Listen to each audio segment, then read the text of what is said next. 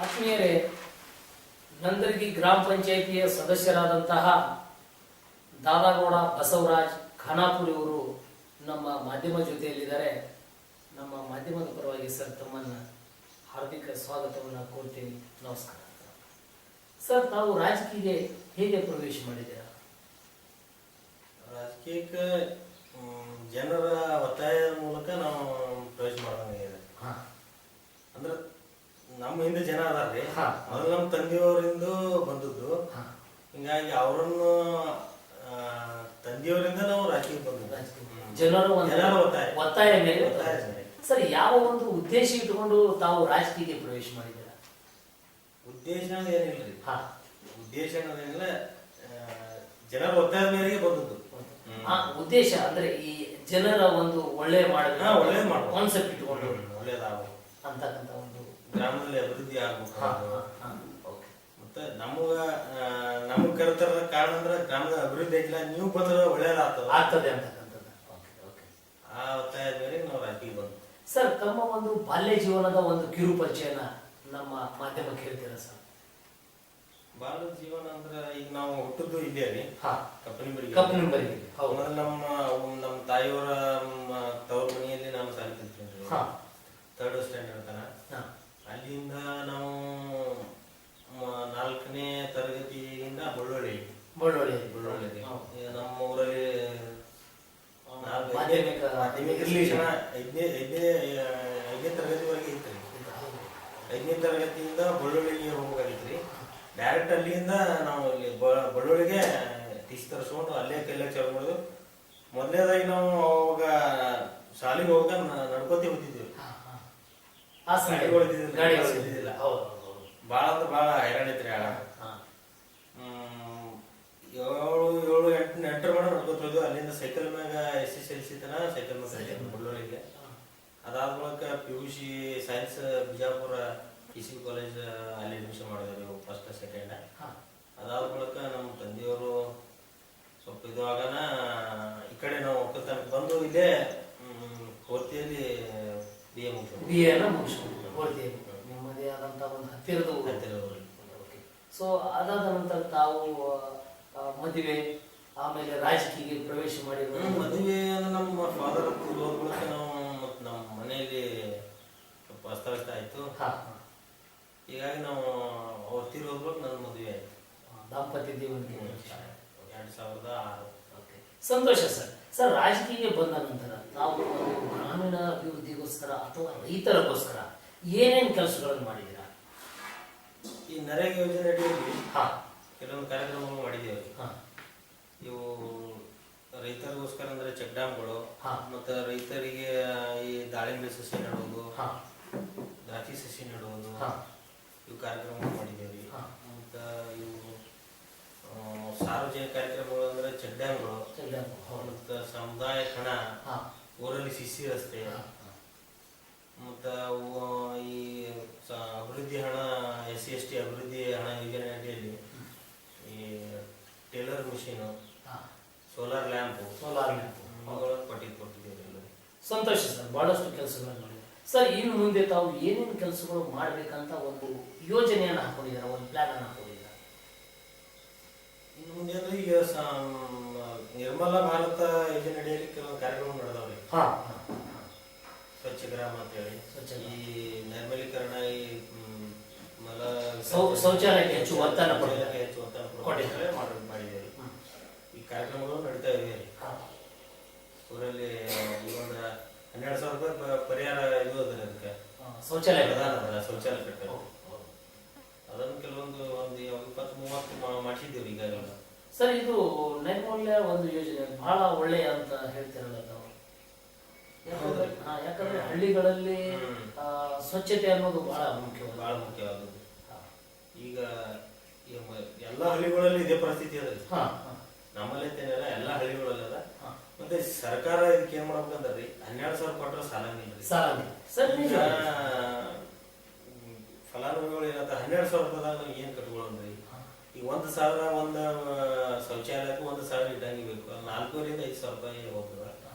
ಮತ್ತು ಉಳ್ಕೋದೆಲ್ಲ ಕಟ್ಟು ಕೆಲಸ, ಸಿಮೆಂಟು ಎಲ್ಲ ಬಹಳ ಬರ್ತದೆ. ಒಂದು ಕನಿಷ್ಠ ಪಕ್ಷ ಒಂದ್ 20,000 ನಮಗ ಆದ್ರ ಒಂದ್ ಶೌಚಾಲಯ ಕಟ್ಕೊಳಕ್ ಅನುಕೂಲ ಆಗ್ತದ. ಸರ್ಕಾರ ಆ ನಿಟ್ಟಿನಲ್ಲಿ ಒಂದ್ 20,000 ತನರೇ ಮಾಡ್ಬೇಕು.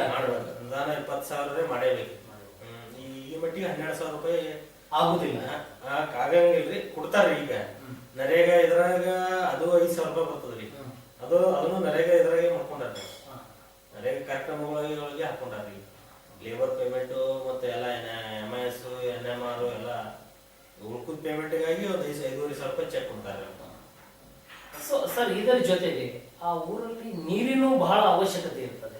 ನೀರು ಅವಶ್ಯಕತೆ. ಯಾಕಂತಂದ್ರೆ ಈಗ ಶೌಚಾಲಯ ಬರೀ ಆದರೆ ಸಾಲದು, ಅದಕ್ಕೆ ನೀರು ಹೆಚ್ಚಿನ ಪ್ರಮಾಣ ನೀರು ಹೆಚ್ಚಿನ ಪ್ರಮಾಣ ಬೇಕು ಸರ್. ನಿಮ್ ಕಪ್ಪನಿಂಬರ್ಗಿ ಗ್ರಾಮದಲ್ಲಿ ನೀರು, ಕುಡಿಯುವ ನೀರು ವ್ಯವಸ್ಥೆ ಹೋದ್ಸಲನೇ ನಾವೇ ಮುಂದೆ ನಿಂತು ಒಂದ 38 ಲಕ್ಷ ರೂಪಾಯಿ ಕಾಮಗಾರಿಯನ್ನು ಮಾಡಿಸಿದ್ದೇವ್ರಿ. ಜಡ್ಪಿ ವತಿಯಿಂದ ಜಡ್ಪಿ ಅವ್ರಿಗೆ ಬೆನ್ನ ಹತ್ತಿ ಅವ್ರಿಗೆಲ್ಲ ಹೇಳಿ ಕೇಳಿ ಎಲ್ಲ ಮಾಡಿ ಒಂದು 38 ಲಕ್ಷ ರೂಪಾಯಿ ಕಾಮಗಾರಿ ಮಾಡಿಸಿದ್ದೇವೆ. ಒಂದು ತೆರೆದ ಬಾವಿ ನಿರ್ಮಾಣ ಮಾಡಿದ್ದೇವೆ. ಊರಲ್ಲೆಲ್ಲ ಪೈಪ್ಲೈನ್ ಮಾಡಿ ಅಲ್ಲೆಲ್ಲೆಲ್ಲಿ ತೂಟುಗಳ ನಿರ್ಮಾಣ ಮಾಡಿದ್ದೇವೆ. ಓವರ್ ಹೆಡ್ ಟ್ಯಾಂಕ್ ಒಂದು ಮೊದಲೇ ನಮ್ಮ ಅಜ್ಜಿಯವ್ರ ಇದ್ದಕ್ಕ ಓವರ್ ಹೆಡ್ ಟ್ಯಾಂಕ್ ಗ್ರಾಮ ಪಂಚಾಯತಿ ಅಧ್ಯಕ್ಷರು ಆ ವೇಳೆ ಓವರ್ ಹೆಡ್ ಟ್ಯಾಂಕ್ ಇತ್ತು. ಅದಕ್ಕೆ ಕನೆಕ್ಷನ್ ನೀರು ಹೋಗ್ತಿದ್ರಿ ಅಲ್ಲಿಂದ ಇಲ್ಲಿ ಮಠ 10 ವರ್ಷ ಆಯ್ತು. ಈಗ ನಾವು ಮುಂದಿತ್ತು ತೆರೆದ ಬಾವಿ ತೋಡಿ ಪೈಪ್ಲೈನ್ ಅಲ್ಲಿ ಮಾಡಿ ಅಲ್ಲಿಂದ ನೀರು ಸಪ್ಲೈ ಆಗೋ ವ್ಯವಸ್ಥೆ ಮಾಡಿದ್ವಿ. ಈಗಿನ ಮಟ್ಟಿಗೆ ಅಂದ್ರೆ ನೀರು ಅದ ರೀ. ಒಳ್ಳೆಯದು ಸರ್. ಈಗ ಒಂದು ರೈತರ ಸಮಸ್ಯೆಗೋಸ್ಕರ ತಾವು ಮಾಧ್ಯಮದ ಮುಖಾಂತರ ಸರ್ಕಾರಕ್ಕೆ ಯಾವ ಒಂದು ಹೇಳಿಕೆ ರೈತರ ಸಮಸ್ಯೆಗೋಸ್ಕರ? ರೈತರಂದ್ರು ಮೊದಲೇ ಕಷ್ಟದಾಗ ಅದಾರ್ರಿ. ಅಕಾಲಿಕ ಮಳೆ, ಅತಿವೃಷ್ಟಿ, ಅನಾವೃಷ್ಟಿ. ಅನಾವೃಷ್ಟಿ ಆದ್ರೂ ರೈತರು ಹಾಳಾಗ್ತಾನ, ಅತಿವೃಷ್ಟಿ ಆದ್ರೂ ಹಾಳಾಗ್ತಾನ. ಖಂಡಿತ. ಹಿಂಗಾಗಿ ರೈತರಿಗೆ ಕೆಲವೊಂದು ಕಾರ್ಯಕ್ರಮಗಳು ಮಾಡ್ಬೇಕು ಅವರು, ಸರ್ಕಾರದವರು. ರೈತರಿಗೋಸ್ಕರ ಕೆಲವೊಂದು ಕಾರ್ಯಕ್ರಮಗಳು, ಈ ಕೆರೆ ನೀರು ತುಂಬುವ ಯೋಜನೆ ಆಗಲಿ ಮತ್ತು ಕೆನಲ್ಗಳಾಗಲಿ ಯಾವುವು ಇನ್ನ ಅವು ಜಾರಿಯಲ್ಲೇನೇ ಇಲ್ಲ. ಸೊ ಅಂದ್ರೆ ನೀರಾವರಿಗೆ ಹೆಚ್ಚು ರೈತರಿಗೆ ಅವ್ರೇನು ಅದು ಶೂಟ್ ಮಾಡೋದು ಇದು ಶೂಟ್ ಮಾಡೋದು ಏನು ಮಾಡೇಬಾರ್ದ್ರಿ. ಆಕ್ಚುಲಿ ಒಂದು ಕರೆಂಟು ಒಂದು ನೀರಾವರಿ ಇವೆರಡು ಮಾಡಿದ್ರ ರೈತರು ಉದ್ಧಾರ ಆಗ್ತಾರೆ. ಬಹಳ ಸೂಕ್ತವಾದ ಉತ್ತರ ಸರ್. ಯಾಕಂದ್ರೆ ಪ್ರಮುಖವಾಗಿ ಒಬ್ಬ ರೈತನು ನೀರಾವರಿ ಮತ್ತೆ ಒಂದು ವಿದ್ಯುತ್ತಿನ ಮೇಲೆ ಅವಲಂಬನೆ. ಅದು ಕೊಟ್ರೆ ಬೇರೆ ಶೂಟ್ ಮಾಡುವಂತ ಅವಶ್ಯಕತೆ ಇಲ್ಲ. ಏನ್ ಅವಶ್ಯಕತೆನೇ ಇಲ್ರಿ. ಇನ್ನ ರೈತರೇ ಕೆಲವೊಂದು ಜನಕ್ಕೆ ಪರಿಹಾರ ಕೊಡಬಹುದು. ತಮ್ಮ ಸುತ್ತಮುತ್ತ ಜನ ಏನಾರ ಆಗಿತ್ತಂದ್ರ ರೈತರೇ ಒಂದಿಬ್ಬರು ಪರಿಹಾರ ಕೊಡೋದು ಶಕ್ತಿ ಬರ್ತದೆ. ನಿಜವಾಗ್ಲು ಸರ್, ನಿಜವಾಗ್ಲು ಆ ಪರಿಸ್ಥಿತಿ ನಿರ್ಮಾಣ ಆಗ್ತದೆ, ಆ ಬಲ ಬರ್ತದೆ ರೈತನಿಗೆ. ಒಂದು ನೀರು, ಒಂದು ವಿದ್ಯುತ್ ಎರಡು ಸರಿಯಾದ ರೀತಿಯಲ್ಲಿ ಕೊಡಬೇಕು ಸರ್. ಈಗ ಆಗಿ ಹೋದಂತ ಒಂದು ಲೋಕಸಭಾ ಚುನಾವಣೆ, ಇವತ್ತಿನ ದಿನ ಮೋದಿಜಿಯವರು ಪ್ರಧಾನಮಂತ್ರಿ ಆಗಿದ್ದಾರೆ, ಬಿಜೆಪಿ ಸರ್ಕಾರ ಹೊಸ ಇತಿಹಾಸ ನಿರ್ಮಾಣ ಮಾಡಿದೆ. ಈ ವಿಷಯದಲ್ಲಿ ತಮ್ಗೆ ಹೆಂಗ ಅನ್ಸುತ್ತೆ ಸರ್? ಮೋದಿಜಿಯವರ ಅವ್ರದೊಂದು ಒಳ್ಳೆ ವ್ಯಕ್ತಿತ್ವ, ಗುಜರಾತ್ ನಲ್ಲಿ ಕೆಲಸ ಮಾಡೋದ್ರಿಂದ ಈ ನಮ್ಮ ಭಾರತ ದೇಶಕ್ಕೆ ಒಂದು ಏನೋ ಮುಂದಿನ ನಿಟ್ಟಿನಲ್ಲಿ ಏನೋ ಒಂದು ಕೆಲಸ ಮಾಡ್ತಾರ ಅಂತೇಳಿ ಅವರಿಗೆ ಬೆಂಬಲ, ಎಲ್ಲ ಜನರು ಬೆಂಬಲ ಪಟ್ಟಿದ್ದಾರೆ. ಬದಲಾವಣೆ ಬದಲಾವಣೆ ಸರ್, ಇದು ಬದಲಾವಣೆ ಆಗ್ತದೆ ಅಂತ ನೀವು ಭಾವಿಸಿದಿರ ಸರ್? ಇವತ್ತಿನ ಮಟ್ಟಿಗೆ ಬದಲಾವಣೆ ಆಗ್ತದೆ ಅತ್ತೇವ್ರಿ ನಾವು. ಮುಂದೆ ಹೆಂಗ ಆಗ್ತದ ಗೊತ್ತಾಗಂಗಿಲ್ಲ. ಇವತ್ತಿನ ಮಟ್ಟಿಗೆ ಅವ್ರು ನೋಡ್ಬೇಕಾದ್ರೆ ಬದಲಾವಣೆ ಇದೆ ರೀ. 100ಕ್ಕೆ 100ರಷ್ಟು ಬದಲಾವಣೆ ಇದೆ. ಇನ್ನು ಮುಂದೆ ಮತ್ತೆ ನೋಡೋಣ ಅಂತ ಮತ್ತೆ ಹೆಂಗ್ ಟೈಮ್ ಚೇಂಜ್ ಆಗ್ತದೆ ಹೇಳಕ್ ಬರಲ್ಲ ಸರ್. ನಮ್ದು ಈ ತರ ಪೊಲಿಟಿಷಿಯನ್ಸ್ ಮಾಧ್ಯಮ ನಿಮ್ಗೆ ಹೆಂಗ್ ಅನ್ಸುತ್ತೆ ಸರ್? ಒಳ್ಳೇದು ಅನಿಸ್ತೇ. Thank you sir. ಸರ್, ಕೊನೆಯದಾಗಿ ಒಂದು ಪ್ರಶ್ನೆ ಮಾಡ್ತೀನಿ ನಿಮಗೆ. ಸೊ ಇವತ್ತಿನ ಮಕ್ಕಳು ನಾಳೆ ನಮ್ಮ ಭಾರತವನ್ನ ನಿರ್ಮಾಣ ಮಾಡುವಂತ ನಾಗರಿಕರಾಗಬಹುದು. ಸೊ ಈ ಯುವ ಜನರಿಗೆ ತಾವು ಯಾವ ಒಂದು ಸಂದೇಶ ಇರ್ತಾರೆ ಮಾಧ್ಯಮದ ಮುಖಾಂತರ? ಯುವ ಜನರು ತಮ್ಮ ನಿಷ್ಠೆಯಿಂದ ಇರಬೇಕು. ರಾಜಕೀಯದಲ್ಲಿ ಬಂದ ಬಳಕ ಬೇರೆ ಬೇರೆ ನಡೀತಾ ಇರ್ತದ್ರಿ. ಅದನ್ನು ಬದಿಗಿಟ್ಟು ಗ್ರಾಮದ ಅಭಿವೃದ್ಧಿಗೆ ಪಣ ತೊಡಬೇಕು. ಎಲ್ಲರೂ ಗ್ರಾಮದ ಒಬ್ಬೊಬ್ಬರ ಗ್ರಾಮದ ಅಭಿವೃದ್ಧಿ ಪಣ ತೊಟ್ರ ಯುವಕರು ಪಣ ತೊಟ್ರ ಮುಂದೆ ದೇಶದ ಅಭಿವೃದ್ಧಿನೂ ಆಗ್ತದೆ. ಓಕೆ ಅಂತಕ್ಕಂಥದ್ದು ತಮ್ಮ ಒಂದು ವಿಚಾರ. ಓಕೆ ನೋಡಿ ಆತ್ಮೀಯರೇ, ನಂದಡಗಿ ಗ್ರಾಮ ಪಂಚಾಯತಿಯ ವ್ಯಾಪ್ತಿಯಲ್ಲಿ ಬರ್ತಕ್ಕಂತಹ ಒಂದು ಕಪ್ ನಿಂಬರಿಗೆ ಅಂತಕ್ಕಂಥ ಗ್ರಾಮದ ರಹವಾಸಿಯಾಗಿರುವಂತಹ ದಾದಾಗೌಡ ಬಸವರಾಜ್ ಖಾನಾಪುರ್ ಇವರು ತಮ್ಮ ರಾಜಕೀಯ ವಿಷಯಗಳನ್ನು ಬಹಳ ಮಾರ್ಮಿಕವಾಗಿ ನಿರಂತರ ದಿಟ್ಟವಾಗಿ ನಮ್ಮ ಮಾಧ್ಯಮದ ಜೊತೆಗೆ ಮಾತಾಡಿದ್ದಾರೆ. ಸರ್, ತಮ್ಮನ್ನ ನಮ್ಮ ಮಾಧ್ಯಮದ ಮುಖಾಂತರ ಇನ್ನೊಮ್ಮೆ ಧನ್ಯವಾದ ಹೇಳಲು ಇಷ್ಟಪಡ್ತೀನಿ. ನಮಸ್ಕಾರ.